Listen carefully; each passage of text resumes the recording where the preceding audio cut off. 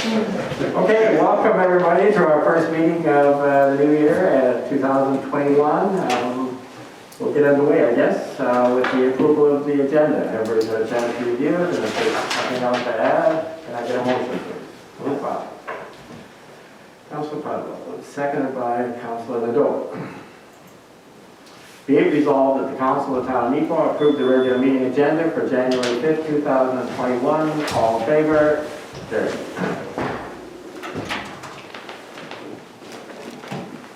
Okay, you've had a chance to review the minutes, and if you're comfortable with everything that was there, no errors, no omissions, can we move forward with a motion on that? Move by. Deputy Mayor Head. Second by Councilor Durham. Be it resolved that the Council of the Town of Neepawa approve the minutes of the regular meeting and public hearing held December 1st, 2020 as circulated. All in favor? Carried. Okay, we are moving into council reports. Who wants to go first? Okay, Council Padua. So Jeremy, I've got something for you to zoom in on here. Now open the flat skating rink. That's located on Brown Avenue, down the flats. And the John Fleming Park rink. That's located on the northeast corner of the town on Adams Avenue behind Whitmore Crescent. They're both open and ready to be used. However, it's very important to remember to stay your 2 meters or 6 feet apart. Washrooms and change rooms are going to be remaining closed. Skate with your household only. Ensure physical distancing with all other skaters. Recreational use only. No practices, games outside of your household are being permitted. Parents and guardians, please supervise your children. Bring a shovel to clear the ice. Our town staff may be attending to higher priority items. Also important to wait your turn if the rink has high use and physical distancing cannot be followed. Please be courteous if others are waiting to use the rink. And to remember to follow all current public health orders. Have fun, be safe, and thank you for your cooperation to ensure the enjoyment and safety of everyone. That's everything. Thank you. Okay, thank you, Councilor Padua. Councilor Costigan. Council was recently approached to look at adopting a new logo for the town. So we had sent out a Facebook questionnaire to get everyone's opinions on that. And we had showed both logos, the current existing one and the new logo for tourism. And we received an overwhelming response to keep the current logo. I can't say the specific numbers, but it was really, really outstanding. So the existing logo, which is the cornucopia with the Neepawa Plenty, is the one that will be on the front of our building coming soon. And we thank everyone for your great responses, the comments that we received. So thank you, everyone, and that's everything. Thank you. Any questions? Councilor. I think, just to add to that, because I did read, I did look at all the comments that came in from the community members that were on that. And I guess there was a lot of members of the community that were asking why the town would bring up this motion to be debated at the time we did. They thought it was odd. Okay. It wasn't something that the town actively looked to go wading into, but we have a blank town building here. And there's a $5,000 expenditure that was going to occur, and that's why that debate and that question was brought forward at the time. And yeah, so just so people understand the context of what brought that about. Yeah, that's a good point to make. Thank you. Anybody else with a comment? Okay. Moving forward. Anybody else? Councilor Durham. Yes, I've got a couple here. One is in regard to finance of the town. Town is already starting its process as we start looking at budget. And so just as a reminder that we do have our community grant program to assist community organizations. We did also extend the grant application deadline till January 31st this year. You can pick up applications here at the town office, or they can be applied for off of our website. All applications must be completed in full, including all financial information to be eligible. 2020 grant recipients reporting forms must be submitted, and all applicable recommendations, conditions must be met to be eligible for 2021. And a deadline, and yeah, I mentioned that we extended that deadline. So again, so there's a few more weeks if organizations who I understand have had a hard time coming together as we go work through this process and groups getting together. So the town thought it would be responsive to extend that by a month this year for those applications. Okay, thank you, Councilor Jordan. Oh, one more, sorry. Yes, the Neepawa Vet Board, we did have a remote conversation that did occur the week of December 17th. That was just to review the operating budget heading into the new year. There was no changes per se. It was just a matter of the members agreeing to, number one, renewing our contract with our existing vet, and looking at just maintaining our current budgets. And then at that time, we also did itemize all the assets that are within the vet board. So, but yes, that was done the week of December 17th. Okay, perfect. Thank you. Anybody else? Deputy Mayor Heather. Just an announcement here, we're to improve communication with the residents, we've switched to Neepawa Connect. This will be used to let you know about general information and most importantly, urgent emergency services. It's quick and easy to sign up. We'll inform you on things such as garbage schedule, changes, street closures, water main breaks, and again, emergency notices. So you go to neepawa.ca, click on Neepawa Connect, or call the office here, 476-7600. Okay, perfect, thank you. That's it? Okay, moving on. We have Sergeant Mark Morehouse with us tonight, and he's going to share his usual wealth of knowledge with us. Thank you, Sergeant, so go ahead. Thank you for inviting me. Toby, wish you could have been here, we can't, so hopefully next meeting that you have that you'd like to see us, you will be here. Reports we had for the month of December, we had 85 calls of service. And out of the 85 calls of service, under the traffic violations offenses, we had traffic collisions, we had 1, non-fatal injury. Traffic collision property damage, reportable, we had 1. And traffic collisions property damage, non-reportable, we had 1. Under the traffic offenses, non-moving traffic, we had for seat belts, restraining belts violations, we had 2 of those. Traffic intersection related violations, we had 9. Speeding, it's all within the town limits. We had 15. Other moving traffic violations, that would be stop signs and following too close. We had 5 of those. Vehicle insurance coverage violations, we had 1.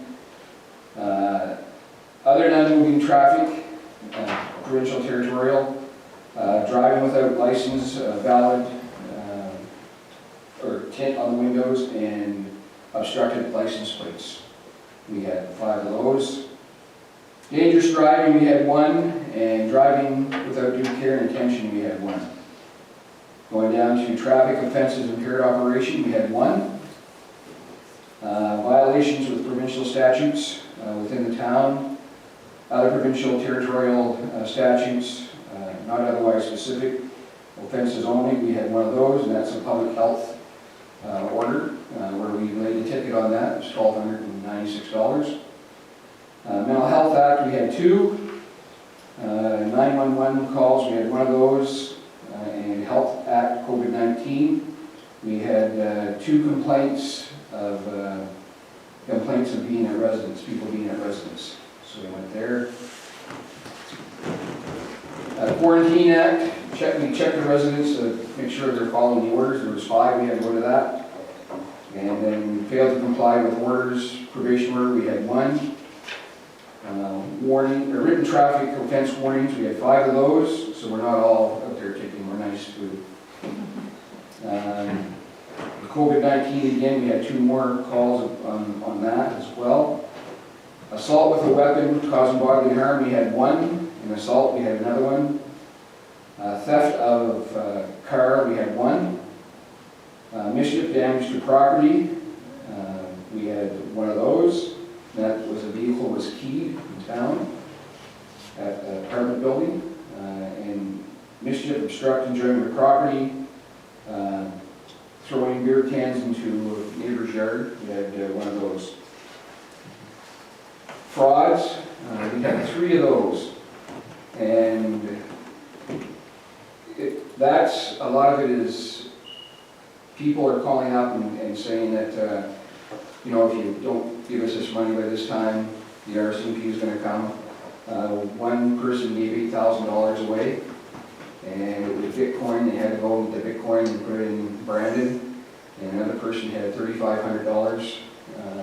And these are young people, these aren't old people. Not that that makes any difference. And the other one's around $1,000. So. And these are all Bitcoins that's going through, and I don't know if you've seen the rise in Bitcoins as of today. One Bitcoin costs $42,000, but you can buy a share of a Bitcoin. So one of the guys with the $8,000, he saved the money after bringing his family over. And that's gone now, and there's no trace of Bitcoins, so it's hard to trace. You can't trace it. It's gone. So once someone's there, and we did put out something in our newspaper, reports about police reports. You know, there's lots of frauds going on right now, lots of calls coming in, and just be mindful. We will not, RCMP, CRDC, no one will ask you over the phone and tell you that the police are coming. If we're going to come, we're not going to tell you we're going to be there. We'll just show up. So please, anybody who wants to, or who does get this call, you know, call us first, and we'll, you know, set it straight that way. So I expect more of that to come up now too, and they're probably approaching on the people that they think they can get money out of real quick, and people that are scared. I think that's why some of the newcomers that may be coming here, they're a little scared if they don't do it, something might happen to them, and they're trustworthy and suspicious persons and vehicle. We had 2 of those. Animal calls, we had 2.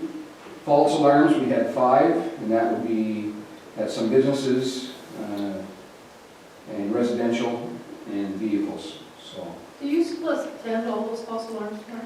Pardon me? When the alarms come in? We attend all you false still alarms, yeah. Yeah, we have to attend, well, we should say we have to. Anything that's a business, we do attend. Banks, schools, we attend those, and we're just kind of waiting for the big fall. It's kind of quiet right now, but we're going to everything, and we want to make sure that, you know, sooner find nothing than find something. I guess just a note for your information as well, although our 45 fire calls were relative to the town of Neepawa this last year, 24 of those were for false alarms. Yeah. That we attend. I was just curious, obviously we both go. Yeah, we do. Items lost and found, we had 1 of those. Breach of peace, 1. And well-being checks, we had 4 of those. And some of that is due to COVID too, the well-being checks, so we can go into that, which gives us a total of 85 calls. Now, on those alarms that we had, they're not necessarily all at night. We had 1 on a Tuesday, or 1 on a Monday, I should say, and that was at 12 o'clock noon, between 12 and 4 o'clock. We had 3 on a Tuesday, and that was between 8 in the morning and 12 o'clock.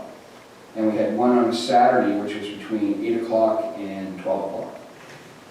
So it's, they vary, of course, back and forth. But we do attend them. We're out there, the guys are lots of patrols lately too on the streets and that, and we're getting good feedback from the public on that, seeing us around the schools.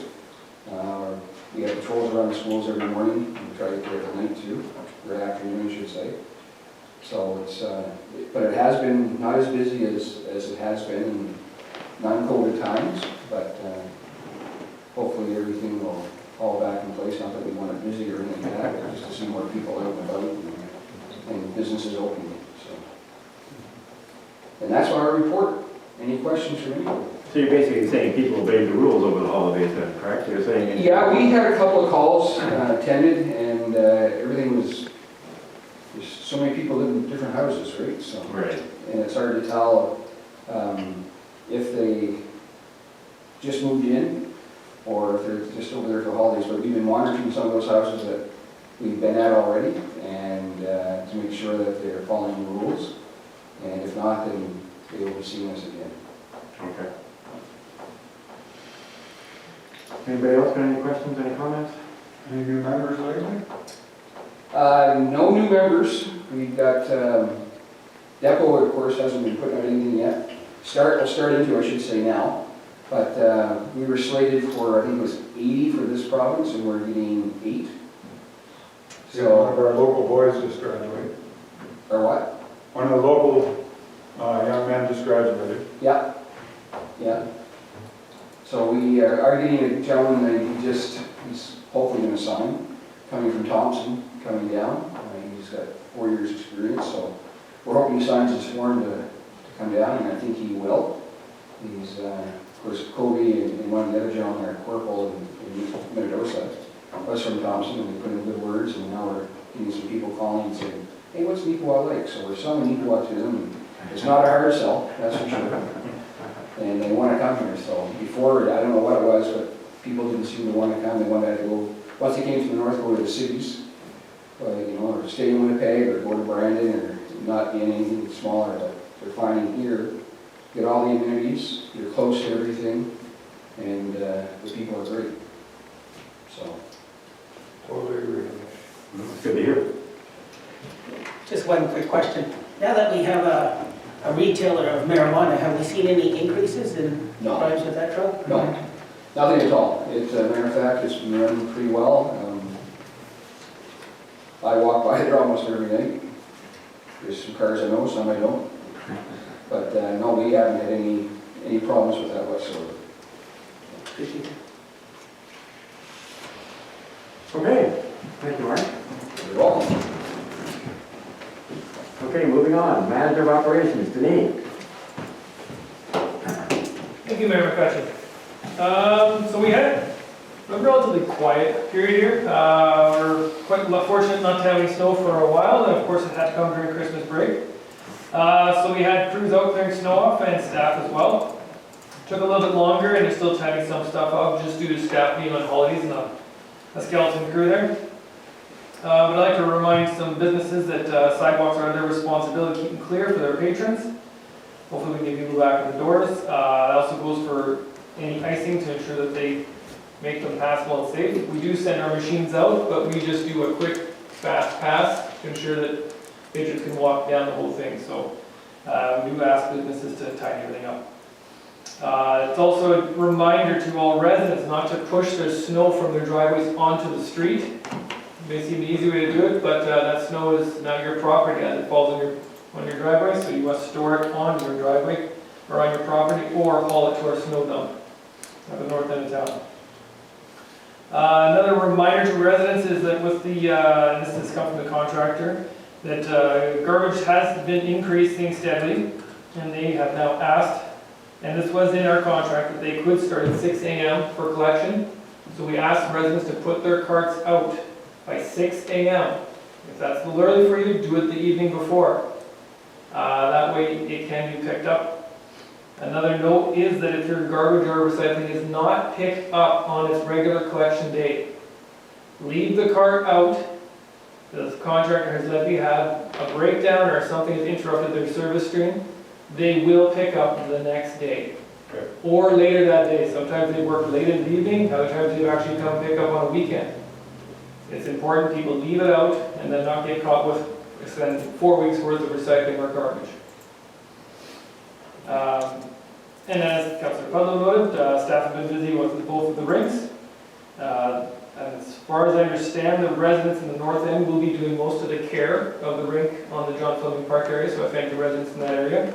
Staff will be taking care of the flats rink, and we are still undecided whether or not we'll start another one. Third ice rink, we're just seeing how things go. We're also trying to extend our efforts now on the new rink, which will be for croaker curl, once we can get staff going on that one. Unfortunately, the weather's warming up on us again, so it's making ice skating difficult. And also with the warming weather, Streets will become a little sloppy. Unfortunately, we can't do too much about that until we have another heavy snowfall and clear them off.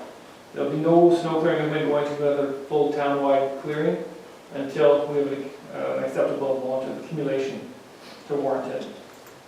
That's everything I've got. Does anyone have any questions? I have a question. It's great to see that we've got the flats and the other thing as far as recreation goes.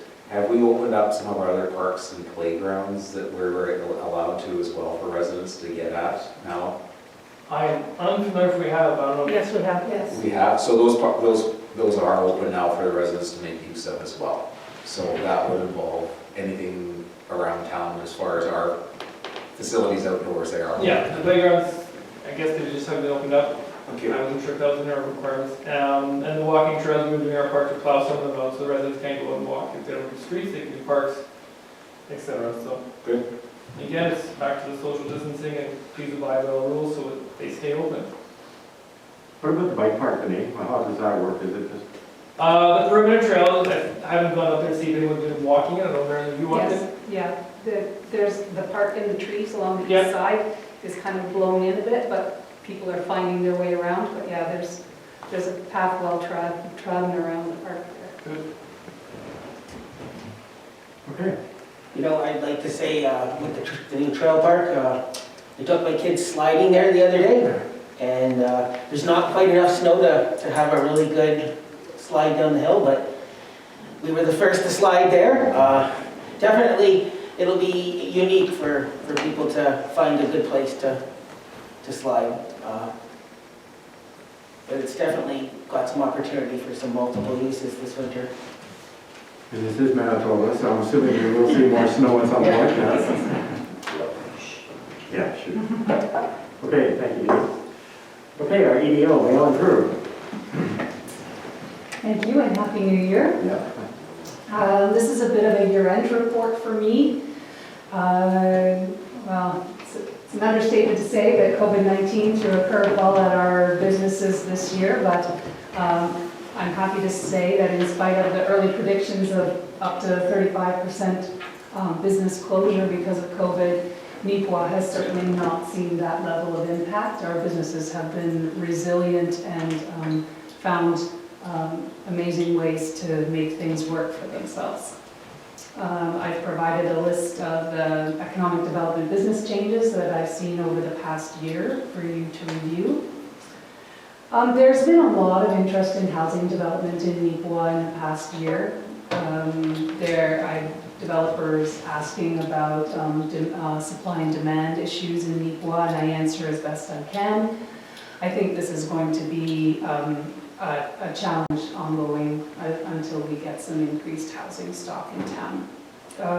Sunrise Manor did open the 24-suite apartment this year, and last time I checked there was 4 vacancies left in that building. Commercial and industrial investment attraction put the brakes on in 2020 because of COVID. However, I believe that by the second half of 2021, we will begin to see interest again in business opportunities locally. The Highlight Back 40 obviously was a really big opportunity for us this year to actually get that built in spite of COVID this summer and the impact that that has on the health and well-being of our local residents, as well as the potential for tourism draw nationally. There's still sponsorship opportunities for the Highlight Back 40, and if anyone is interested in that, they can get in touch with me. Programs that were completed over 2020 included the COVID-19 business ad campaign that we did when we did the first reopening back in May. The total cost for that program was $1,294. Storefront Improvement Incentive Program has gotten a lot of exposure this year. We were oversubscribed. A couple of projects didn't get completed, so total investment this year was just under $16,000, which leveraged about $90,000 in improvements. 3 approved projects were unfinished this year, but have been transferred over to next year. So we will have those projects completed. What's the big idea? It was very sad to cancel it this year, but we didn't find any way to make that happen virtually. I'm hoping that it will be okay by October of this coming year to hold an in-person event. At this time, Minnedosa does not have an economic development officer or an active office, so they're not able to support the event the way they have in the past. I still believe that the strength of Big Idea is in the fact that it is a regional event.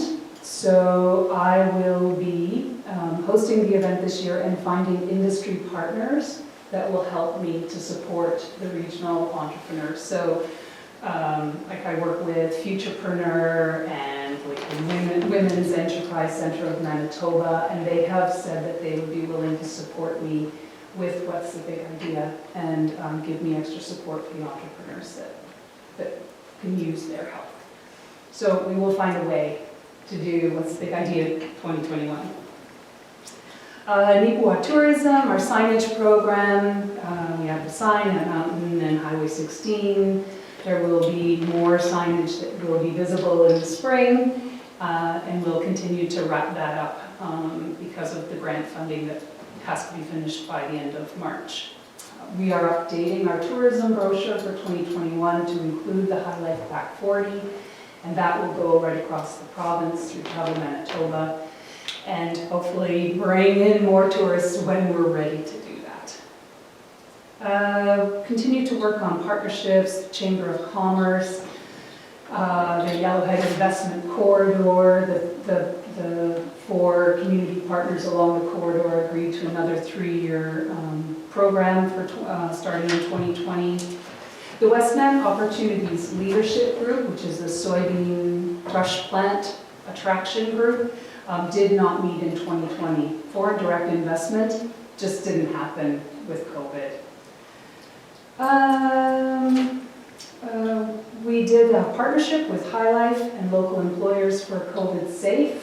That included the mask campaign and the I'm Being Safe For poster campaign. That was something new this year. And other than that, I just think that the forward-thinking, the business-friendly atmosphere that Neepawa has sets us in the right place coming out of COVID, and we're ready for the next opportunity. Does anyone have any questions? So I would just say, considering all the challenges you faced this year, Marilyn, it sounds like you still had a pretty active year, so I mean, that's certainly heading in the right direction. Thank you. Otherwise, I guess that's it. Thank you, Marilyn. Okay, we are moving on to correspondence. Colleen, multi-material stewardship, Manitoba.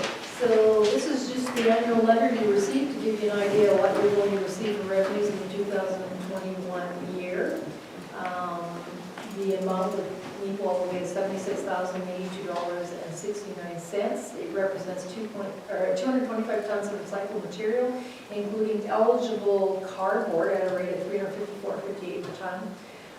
This amount does not include, however, the portion owed from the newspaper stewards. The portion from the newspaper stewards of the town for this period is $3,766.03, and the NMSM still is working and facilitating resolutions of newspaper stewards, bringing that into compliance somehow in some form, and working as well with the Manitoba government representatives of the AMM.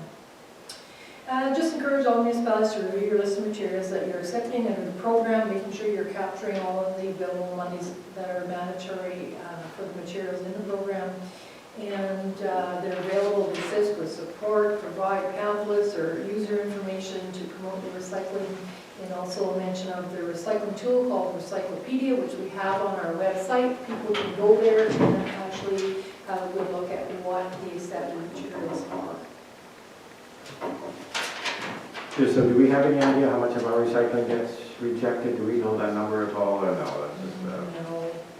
Just maybe that is a good point to notice, though. We do get rejected loads of recyclables that go out to Evergreen, and uncertainty of how that is happening. We had a question of whether when the trucks do break down, are they just trying to gather everything up in the same component? Of course, then the whole truck would be rejected for recycling. I think also, though, the majority of it relates to what people are putting in the carts still. As much as we're promoting and telling them what should go in the carts and how it should be sorted to put in the carts, I still see, you know, even just driving out the back here or whatever, there's hose hangers, there's egg cart, there's all kinds of things that clearly do not meet standards of recycling. Recycling is quite often put in plastic bags which are not recyclable. Please, it's a cart, toss it in loosely or make sure it's contained in something that is recyclable. If you're going to use a cereal box, for example, but don't use containers and items that are not recyclable. It contaminates the whole. So then we lose out basically on the funding at year end, which affects then what we're given for the following year. So anything anybody could do to help us increase our recycling would be lovely. That number is pretty much flat from where we were last year, was it not? I think the number was a little bit higher. I didn't go back and look to give you. It's pretty close though, but. Yeah, I try to prepare and give you those, and this time I actually don't have it this time I was present. So we can look that up for you, but it's very stable. We thought by going to the cart system, I think we did see somewhat of an increase, but I don't think there's enough trend there yet to give you a real good idea of how the improvements are, or if there are any. Do you know what I mean? I think it's pretty stable to where it was in your project. That number seems pretty flat, actually.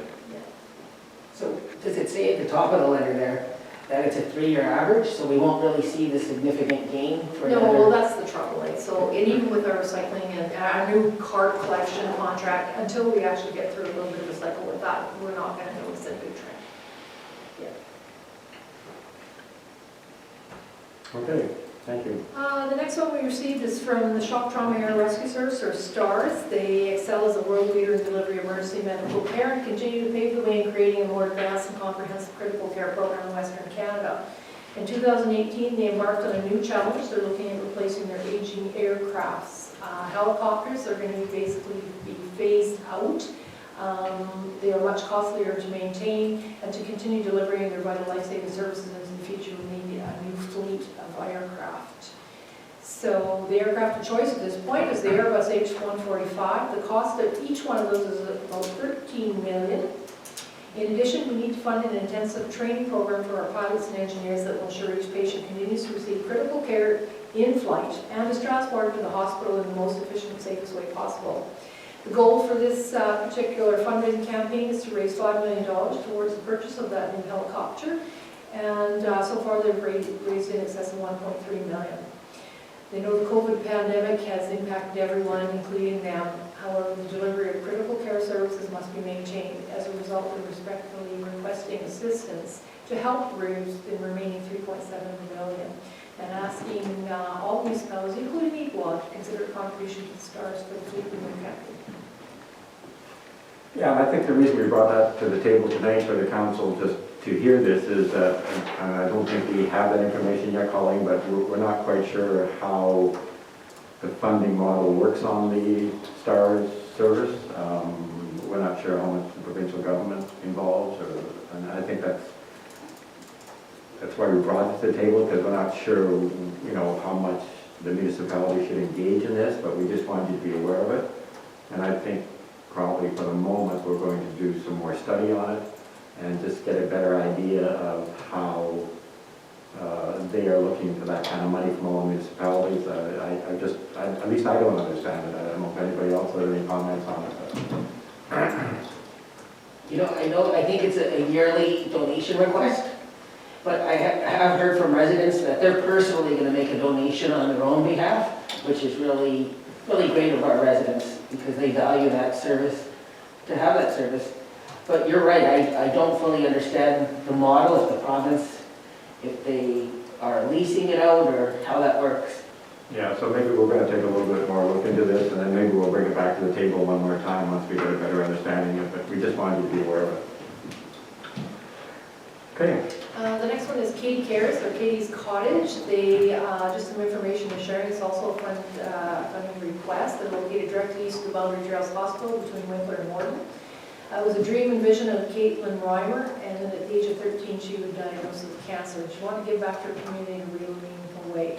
So they basically created this cottage so that would allow anybody utilizing the services of the trails to, for guests to wait in comfort there while a loved one is in surgery or for procedures or testing. We also have 8 rooms for guests to stay overnight.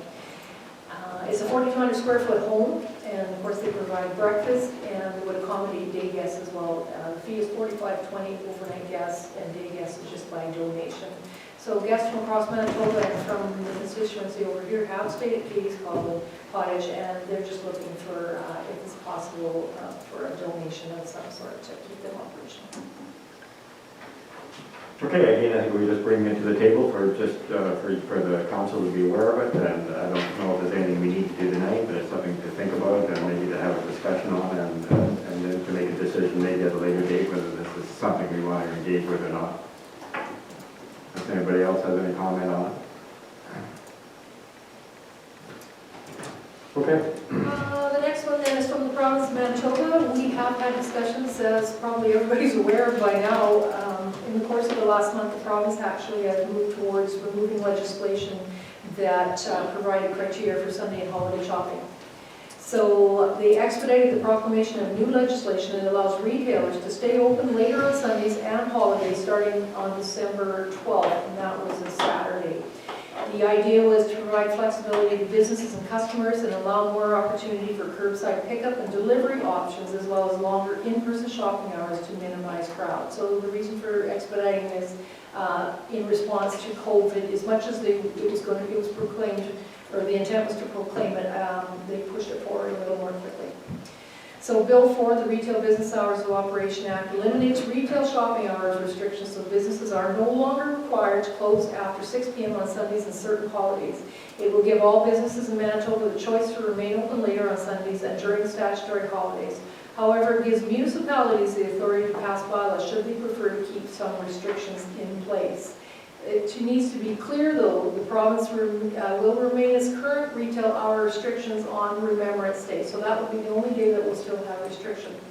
What this means for Neepawa is, although we have a bylaw, our bylaw models what the province has. With the removal of the legislation that premised that bylaw, our bylaw basically is invalid. So rather than sit as an invalid bylaw there, at some point we have other bylaws that will be just simply repealed because they're redundant or not necessary. It will be included in the repeal. Okay, any questions, any comments? No, it's pretty straightforward, I guess. The government of Manitoba has just made a decision to move forward with that, and that's going to be the new laws. Now I'll read Blake's letter from the Premier of Manitoba Okay, good deal. to his worship, West McCutcheon. All right. I'm ready to acknowledge the exceptional efforts that you and your council have undertaken to keep your community safe in dealing with the impacts of COVID-19 in your community. I also want to acknowledge the work of your chief administrative officers and recognize the outstanding collaboration that has regularly occurred with provincial government officials as we respond together to the pandemic. Like you, I've been distressed by the increasing number of cases we are experiencing in our communities. Despite the stresses this is bringing, you have continued to advocate for and serve the needs and concerns of your community. The sincerity of this by you is true leadership carried out at the local level where it guides and protects the people in your communities.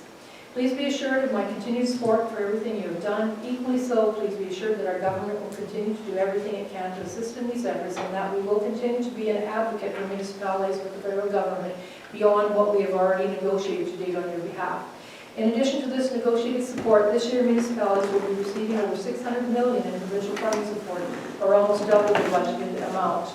Your staff and ours have developed effective solutions through strengthened teamwork needed to serve communities during these unprecedented times while complying with public health orders. This includes speeding up operating transfers, creatively applying new online tools, and for holding public meetings and hearings, as well as allowing for flexible reporting deadlines. Most recently, Manitoba empowered bylaw officers with the ability to enforce public health orders and issue tickets, which will increase compliance and enable municipalities to address specific concerns in their communities. Let me thank you for your active participation in helping to enforce necessary public health orders and protect Manitobans. We are together in the midst of a very challenging time as leaders and as Manitobans. We still have a way to go before we turn the corner on this pandemic. However, we will, through strong health protection measures, sticking to the fundamentals, and soon with new vaccines, bring hope and normalcy back to us all. I know that Minister Squires has reached out to you and all municipal leadership since the onset of this pandemic. and she will continue to be in regular contact with you. Please feel free to reach out to her should there be anything we can do to support your community. So just a little addendum to that. Notice today is Michelle Squires is no longer the Minister of Municipal Relations. It is now Derek Johnson, who is an MLA out of Gimli. Yes, correct. Okay, thank you, Colleen. The last piece of correspondence is from the AMM, slotted in your calendars, Council. The Association of Manitoba Municipalities tends to go out on Midwestern District visits in this area, and they have scheduled Neepawa for January 20th at 11 a.m. by Zoom conference call here. Hopefully you can all attend and bring some issues. And I'm asking Councilor Barrett if he has any comments, because he's director of the AMM. Just that, as, you know, with all the contacts from AMM, I did host a municipality to tour the gasification unit out at Celtic Power Engineering. We had a really good interview with Gavin Reynolds, and the municipality returned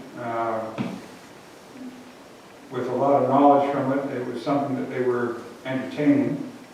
And we also toured housing projects to give them an idea of what possibilities they might have for their community.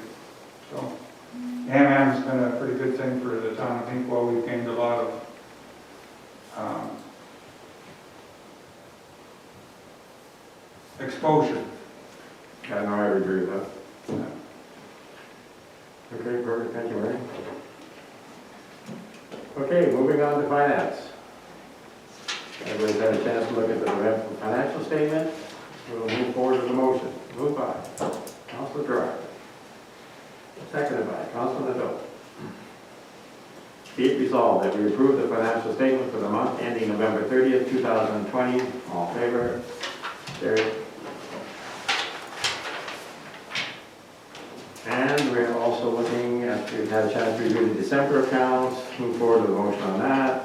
Moved by Councilor Kostenchak. Seconded by Councilor Fellow. Be it resolved that we approve the accounts for December 2020 totaling $905,745.98 as reviewed and representing checks 202-00248 to 202-002642, but excluding 202-002530. All in favor? Carried. I'm going to remove myself from this next item. Okay. Councilor Gerard is moving himself to conflict. We're going to move on to a motion for payment to Home Hardware, moved by Councilor Kostenchak. Seconded by Councilor Pedlo. Be it resolved that we approve check number 202-002530 for December 2020 to Home Hardware totaling $563.91. All in favor? Carried. Okay, Colleen, we are into the medical clinic lottery. So this is just an annual resolution, and the medical clinic group looking for support for hosting their fundraiser for 2021, which is the lottery.